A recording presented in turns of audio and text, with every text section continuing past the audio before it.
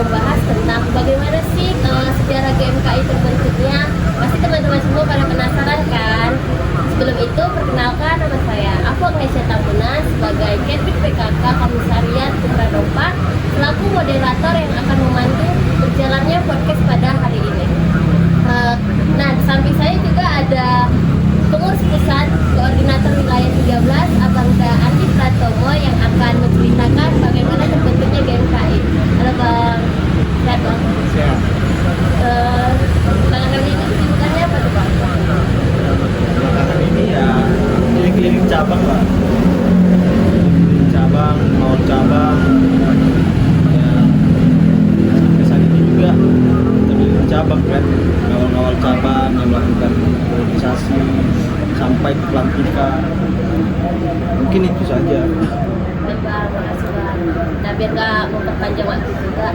Nah Bang, bagaimana sih terbentuknya sejarah GMKI ini biar saya dan teman-teman semua yang selaku kader yang menonton podcast ini tahu nih bagaimana organisasi ini terbentuk. Bolehlah Bang ceritain. Sebenarnya kalau kita bicara tentang sejarah GMKI ini prosesnya itu panjang. Karena di tengah-tengah berdirinya GMKI ini ada penyebaran agama Kristen yang masuk. Pada awal 1920 itu, pada saat penyebaran masa Jendi, itu dimulai dari 3 kota. 3 kota dikarenakan 3 kota ini memiliki mahasiswa paling banyak pada saat itu. Contohnya Jakarta, Bandung, dan Jakarta. Jadi Jakarta itu paling banyaknya mahasiswa kedokteran sama hukum pada saat itu. Sementara Bandung itu teknik. Kalau yang di Jogjanya itu pertanian. Jadi dimulai dari situ. Masuk tahun 1921 awal itu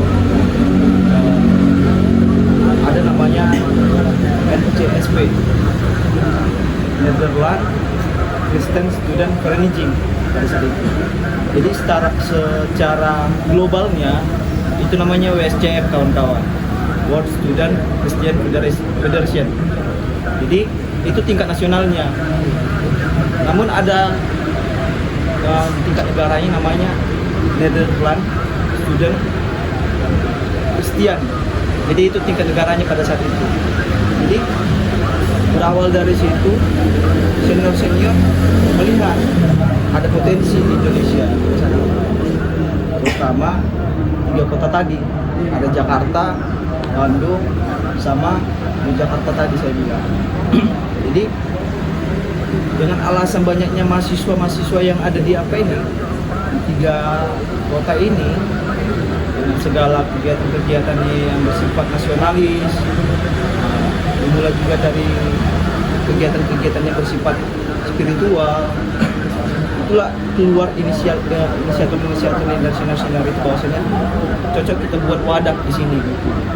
Jadi pada saat itu juga Netherlands Student Christian ini itu memberikan mandat pada saat itu dengan Insinyur CL Van Dom. Pada saat itu juga insinyur ini berlibur ke Indonesia bersama keluarga-keluarga, lalu melihatlah potensi-potensi yang ada di 3 cabang ini. Terus di tahun 1926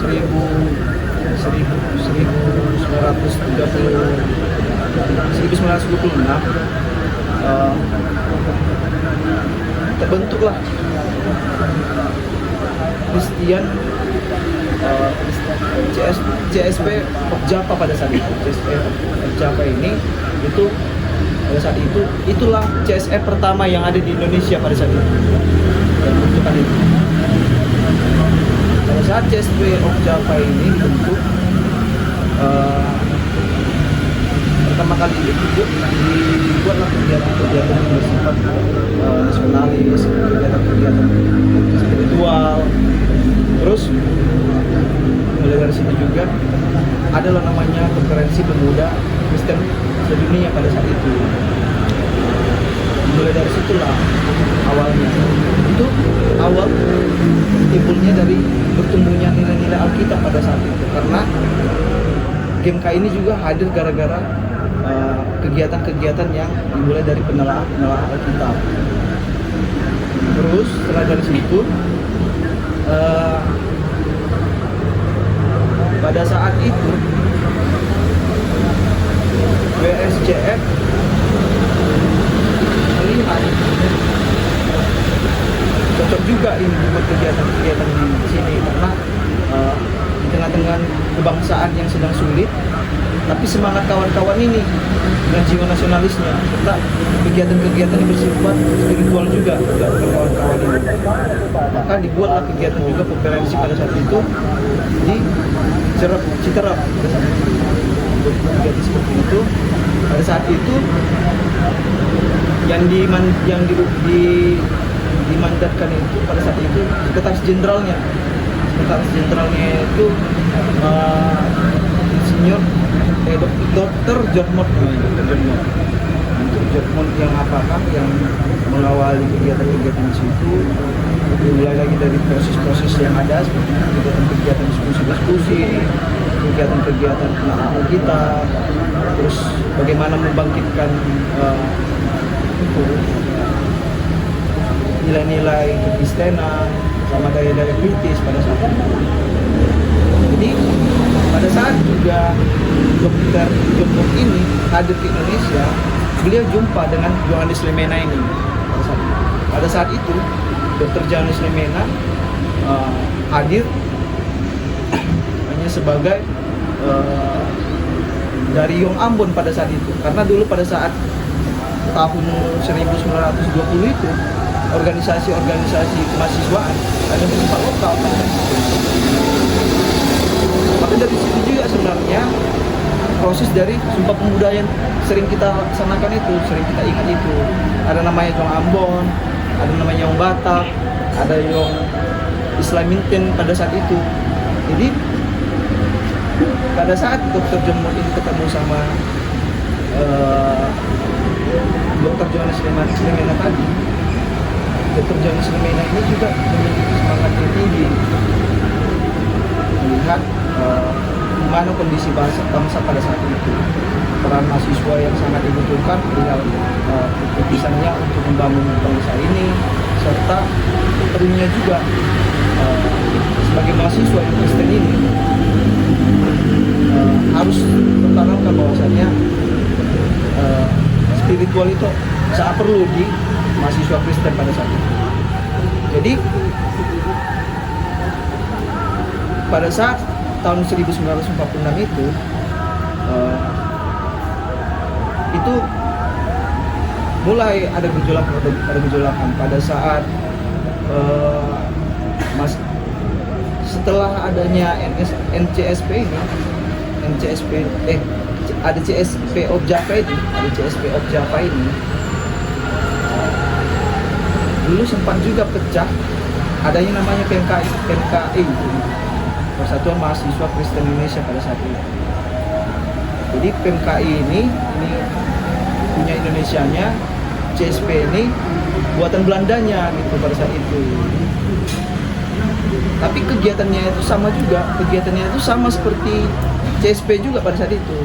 Penelaahan Alkitab, diskusi-diskusi, sharing-sharing pada saat itu.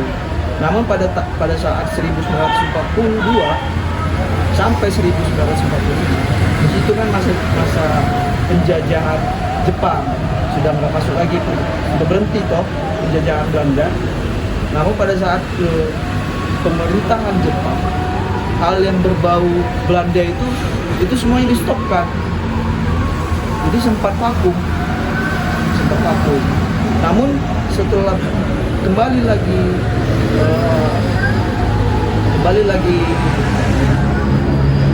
maksud saya setelah habisnya kembali lagi penjajahan Belanda. Namun di tengah-tengah penjajahan penjajah Belanda tadi ada seperti ikatan janji perihal kebudayaan, dan itu sebagai bentuk kerjasama kedaulatan negara. Juga di situ juga terbentuk konferensi meja bundar. Dan di situ disepakati bahwasanya dengan kondisi yang saat ini, dan Belanda juga pada saat 1945 itu sudah tidak ada lagi kuasanya gitu, tidak ada lagi kuasanya. PMKI ini sama dengan CSP ini, CSP of Java itu meleburkan diri. Meleburkan diri. Namun pada saat pengajuannya itu pengajuan sangat panjang. Pengajuannya itu sampai dari 1947. Itu awalnya 1947. Namun meleburnya itu di tahun 1950. Tepatnya di tanggal 9 Februari 1950. Kalau lokasinya Jakarta.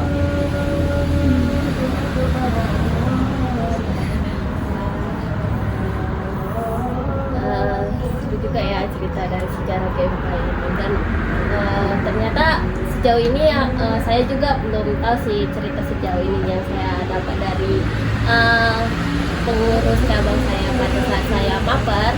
Itu nggak ya sedetail ini gitu lah. Terus saya mau tanya dong kepada Bang, bagaimana sih peran GMKI dalam perjuangan kemerdekaan Indonesia? Kalau dalam perjuangan kemerdekaan Indonesia pada saat itu juga, ya pada saat diskusi-diskusi itu juga kita bukan bicara tentang diskusi tentang perkuliahan saja, tapi diskusi tentang bagaimana kita harus menciptakan suatu pemimpin yang memang berjiwa nasionalis, tapi juga berjiwa spiritual, nilai-nilai Kristen, serta memberikan pemikiran-pemikiran yang bisa mensejahterakan masyarakat pada saat itu. Contohnya, dengan proses sejarah GMKI ini, kita mungkin bisa kita kenal namanya Bapak Johannes Lemena. Sama-sama kita ketahui, beliaulah Bapak GMKI. Bapak GMKI. Di tengah pada saat perjuangan kemerdekaan Indonesia ini sebenarnya Johannes Lemena dengan beberapa rekan-rekan pahlawan lain seperti Amir Saifuddin dan W.R. Supratman dan beberapa pahlawan lain sering melakukan diskusi-diskusi, merekomendasikan perihal tentang kedaulatan negara, kebijakan untuk menuju kemerdekaan. Ya, itu contohnya peran kontribusi GMKI dalam perjuangan kemerdekaan Indonesia pada saat itu. Bagaimana sih GMKI ini melakukan advokasi untuk memperjuangkan hak mahasiswa Kristen? Memperjuangkan hak mahasiswa Kristen. Sebenarnya kalau GMKI ini dalam memperjuangkan hak orang Kristen tadi ya, mahasiswa Kristen atau orang Kristen? Mahasiswa Kristen. Mahasiswa Kristen. Kita diajarkan untuk lebih memahami perihal 3 medan layan itu. 3 medan layan itu, di mana kita terus melayani di 3 aspek yang tadi, perguruan tinggi, masyarakat, dan gereja. Dalam perbuatan kita itu 3 medan layan itu menjadi daya serta memberikan edukasi juga. Kalau orang Kristen kan ibaratnya kita melakukan kesaksian, tapi kita melakukan kesaksiannya itu bukan dalam bentuk omongan, tapi dalam bentuk kegiatan. Dan kita juga sebenarnya dalam melakukan kegiatan itu demi menumbuhkan spiritual Kristenan itu terhadap mahasiswa Kristen, bahkan masyarakat Kristen. Kita bukan hanya bekerja sama dengan masyarakat, tapi kita bekerja sama dengan gereja, di mana juga GMKI ini hadir sebagai anak kandung gereja. Dan juga kita bukan di tengah-tengah kita berkehidupan sebagai mahasiswa di perguruan tinggi, kita dituntut juga bahwasannya kita harus hidup dengan intelektual, dan intelektual kita itu juga kita implementasikan juga kepada masyarakat. Tadi yang bilang kan kayak ada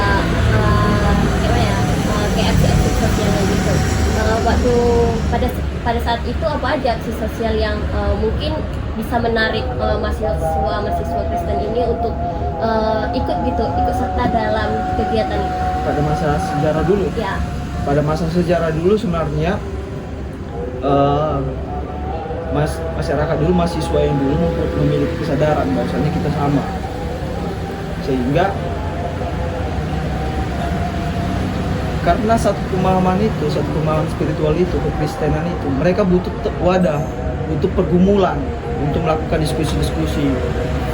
Kita melakukan kajian-kajian tentang nilai-nilai Alkitab, terus kita melakukan kajian-kajian perihal tentang pemerintahan, bagaimana kita bernegosiasi dengan pihak Belanda pada saat itu, supaya mungkin ada keringanan pada masa kita dijajah, serta menciptakan pemimpin-pemimpin pada masa itu yang mungkin bisa juga menghasilkan kedaulatan dengan pemerintah Belanda pada saat itu. Itu dia. Terus pasti dalam melakukan aktivitas itu kan pasti ada kendala atau tantangannya gitu kan. Apa sih kendala dan tantangan untuk melakukan setiap kegiatannya itu? Pasti itu ada kan? Pada saat itu. Iya. Kendalanya itu mungkin aku juga kurang tahu karena aku tidak lahir di masa Belanda. Cuman ya namanya pada masa Belanda itu kan namanya dengar-dengar dari senior-senior kan perjuangannya cukup keras, di mana memang kita harus menentang Belanda. Dan informasi yang kita dapat sebenarnya juga dalam melakukan diskusi-diskusi, mereka juga ada yang muda, ada yang enggak. Di tengah-tengah kayak PMKI pada saat itu juga kan, dia kan bukan naungan Belanda, namun CSP itu kan merupakan naungan Belanda pada saat itu. Jadi ada kemudahannya, ada enggak. Namun pada saat masa Jepang sebenarnya mereka kesulitan karena hal-hal yang berbau Belanda itu kan dihapuskan. Tapi ketika CSP itu dihapuskan, mereka tidak sampai di situ aja untuk melakukan kegiatan. Mereka tetapnya melakukan kajian-kajian, diskusi-diskusi perihal yang seperti aku bilang tadi, diskusi-diskusi tentang perihal negara, nasionalisme atau spiritualisme. Namun itu diam-diam pada masa Jepang dulu. Kan ini udah menceritakan sejarahnya nih. Nah, saya juga kayak mana sih, gimana ya jelasinnya? Visi-misi dari DMK itu gimana sih Bang? Cara kan pasti orang yang awam kan pasti kayak kurang mengerti lah dari visi-misi DMK kan. Boleh lah Bang? Sebenarnya kita harus tahu dulu visi itu apa, misi itu apa. Visi itu merupakan titik akhir dari sebuah prosesnya. Namun misi itu adalah prosesnya untuk mencapai tujuan tadi gitu. Visi kita kan adalah tercapainya kedamaian, kesejahteraan, keadilan, kebenaran, Tuhan penciptaan, dan demokrasi berdasarkan kasih. Dimana memang semuanya ya yang tadi disebutkan sebenarnya, misalnya kita sudah mengimplementasikan keadilan, kita sudah sejahtera, kita sudah damai, tidak ada lagi kriminalitas, dan semuanya juga berdasarkan kasih. Namun untuk mencapaikan tujuan tadi itu tidak mudah. Apa strateginya? Strategi misi kita tadi. Kalau kita kan misinya ada 3, mengajak, membina, dan menciptakan suatu pemimpin, menghasilkan suatu pemimpin. Dimana dari mengajak itu kita mulai dari kampus. Mungkin hal yang sederhananya kita hadir ke kampus-kampus untuk mengajakkan kawan mengikuti maper, dimana sebenarnya dalam bentuk kegiatan itu kita menunjukkan akan kebenaran Yesus Kristus di tengah-tengah mahasiswa serta masyarakat perguruan tinggi. Membina kita bahwasanya kesadaran di tengah-tengah gereja dan masyarakat itu sangat dipentingkan. Bahwasanya kita ini juga GMKI, anak kandung gereja, dan yang lain kita bisa bertemu sang kepala gerakan melalui pembinaan yang tadi, pembinaan dari gereja, dan kita juga sebagai pihak kaum intelektualnya yang memiliki kemampuan edukasi, kita memberikan pembenaran kepada masyarakat bahwasannya ya beginilah yang Kristen itu. Dari pembinaan yang tadi terciptalah penghasilan. Penghasilannya apa? Pemimpin yang siap terpanggil di 3 medan layan tadi. Contohnya di kampus, di gereja, serta di masyarakat. Sehingga kehadiran GMKI sebagai pemimpin bisa mumpuni menjawab suatu persoalan-persoalan yang ada di tengah-tengah 3 medan layan tadi gitu. Kalau ini terjalankan, terlaksanakan secara optimal, mungkin visi tadi terlaksana. Memang aku juga sudah pernah bertanya sama senior, ketika tercapainya visi misi ini gimana bang? Apakah GMKI masih ada? Kita tidak tahu karena visi misi GMKI itu sudah tercapai. Jadi kerja GMKI apa? Apakah harus tidak ada lagi GMKI atau kita tetap menjalankan kegiatan-kegiatan kita? Mungkin kita bekerja sama dengan gereja-gereja, melakukan penelaan Alkitab mungkin dengan perguruan tinggi juga, atau kita melakukan kegiatan-kegiatan yang bersifat sosial atau bersifat Kristenan di tengah-tengah masyarakat. Itu yang kita belum tahu ke depannya gimana. Ya, kita yang saat ini masih sebagai menjalani sebagai aktor-aktornya, hanya bisa menjalani, hanya bisa melaksanakan, mulai dari misi-misi tadi, mengajak, membina, lalu ketika tadi sudah melalui proses pembinaan tadi, terciptalah banyak-banyak pemimpin. Itu sih.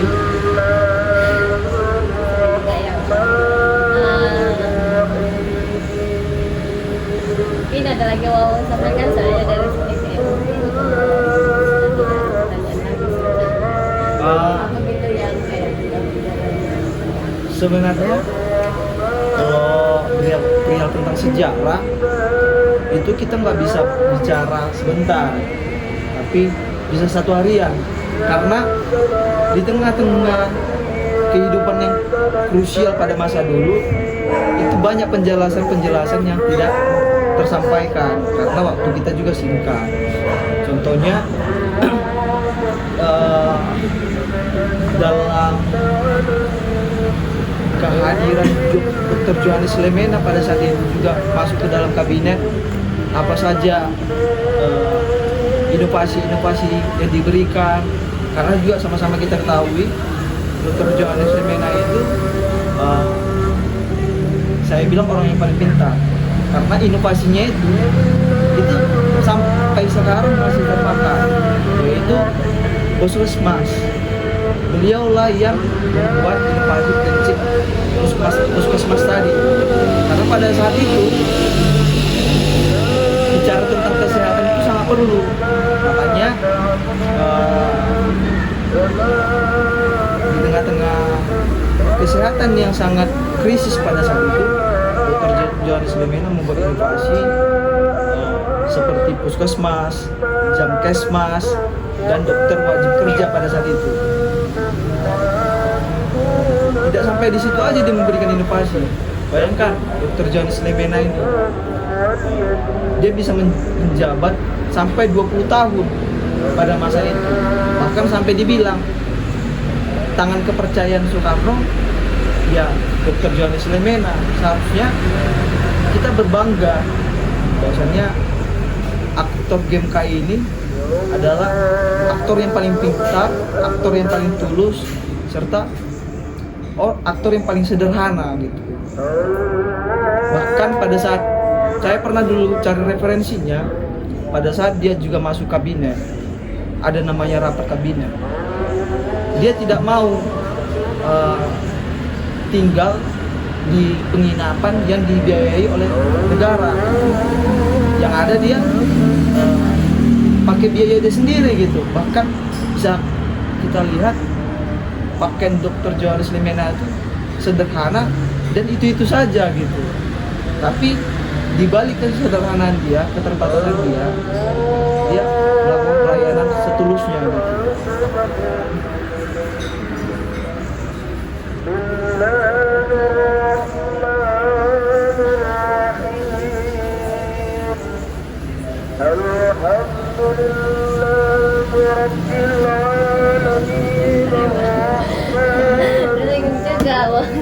Jadi gini, kita diskusi aja ya, maksudnya mungkin kalaupun dirimu ada apa, kita santai aja ngomongnya, santainya. Nah, sebenarnya kalau kita bicara tentang game KI ini banyak keuntungannya. Kalau menurut saya pribadi, ini udah intermezzo ya, udah agak santai-santai.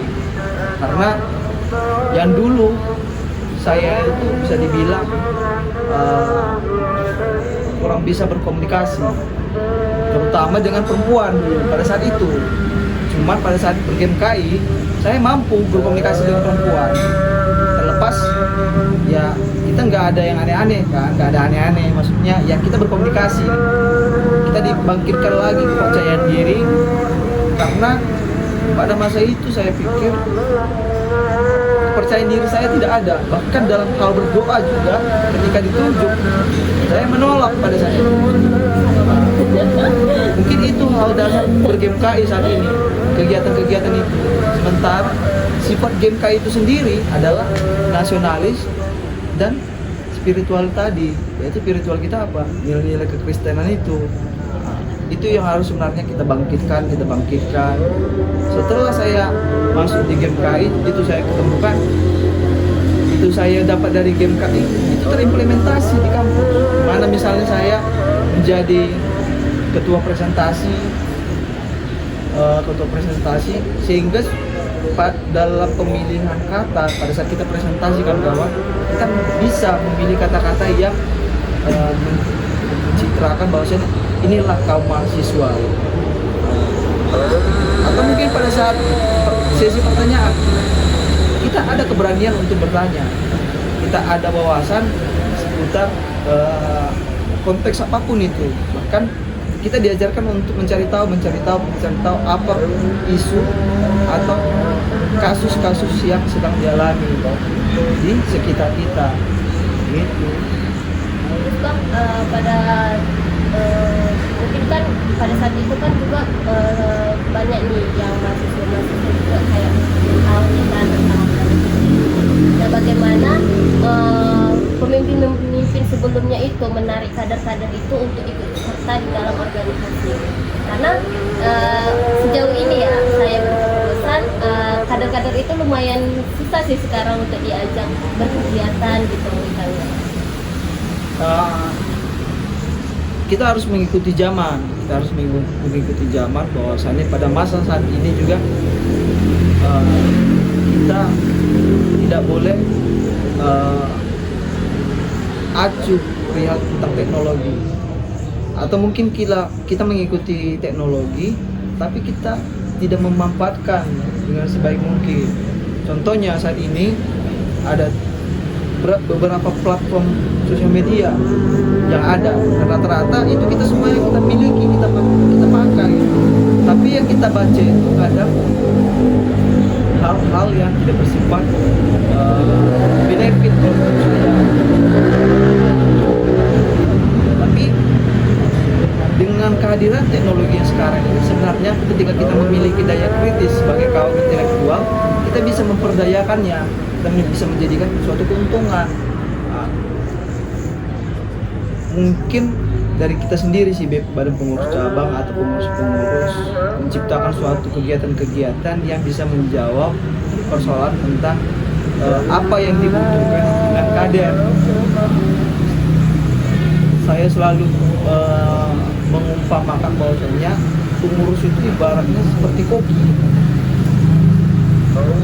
Programnya itu dalam bentuk makanan yang dibuat dari kopi tadi. Kita ibaratkan game KI ini adalah restoran. Ketika pengurusnya atau kopi tadi tidak membuat suatu makanan yang menarik, maka konsumen bakalan tidak hadir. Maka kita harus buat makanan ini menarik mungkin gitu, karena mungkin di masa dulu juga kegiatan-kegiatan kita mungkin bersifat lebih bicara tentang perjuangan. Memang itu harus kita ingat lah, karena ada istilahnya itu jangan sesekali melupakan sejarah, misalnya kayak gitu kan, gas merah. Mau nggak mau kita harus ingat juga itu, karena kalau tidak ada pendahulu kita bakalan tidak ada gitu. Kita bakalan nggak sampai saat ini gitu. Cuman kita harus menjawab, kita harus bisa menjawab tantangan-tantangan yang ada di masa sekarang, khususnya pemuda. Banyak persoalan yang terbilang cukup kompleks. Dimana misalnya kalau kita kepengurusan sulit untuk melaksanakan mapet, atau mungkin kesulitan untuk menyajikan atau membuat teknis program ini seperti apa. Nah, kita harus menyesuaikan dengan gaya-gaya mahasiswa yang saat ini gitu. Oke Bang, terima kasih Bang. Sebelum kita tutup, apa sih harapan Abang sebagai pengurus pusat untuk kader-kader semua yang menonton podcast kita ini? Kalau harapan saya lebih ya, nikmati aja kita selama berGMKI. Kalau menurut saya, nikmati apapun kawan-kawan yang inginkan, sebenarnya itu bisa dicari di GMKI. Mau kawan-kawan bisa memasak pun, itu ya implementasikan aja di GMKI. Mau kawan-kawan juga suka diskusi, ya implementasikan aja di GMKI. Karena GMKI itu sebenarnya bisa menyediakan apapun sebenarnya kawan-kawan. Tergantung kawan-kawan harusnya bersuara. Karena sebenarnya di saat ini, di masa sekarang ini, untuk menyampaikan hak itu sebenarnya sangat mudah, gak ada batasan. Justru ketika pengurus atau ya pengurus lah saya bilang terima saran atau kebutuhan kader-kader, itu bisa membantu pengurus dalam menyajikan makanan-makanan tadi atau program-program tadi, sehingga kita di GMK ini bukan hanya belajar tapi mendapatkan kawan, menciptakan suatu kekeluargaan, sehingga dimanapun nanti kita selesai berGMKI, kita bisa jadi pemimpin, namun kita bisa menjadi suatu jaringan, bagaimana GMKI itu besar, GMKI itu hebat, dan GMKI itu bisa menjadi suatu pengaruh positif di tengah-tengah permasalahan hingga medan layar kita tadi. Mungkin itu saja dari saya. Oke Bang, sebelumnya makasih udah Abang juga menyempatkan waktunya dan menyampaikan banyak tentang sejarah GMKI. Dan yang kami juga sebagai kader-kader mungkin nggak banyak tahu lah tentang sejarah-sejarahnya gitu. Tapi Abang udah mau berbicara, menyampaikannya di sini.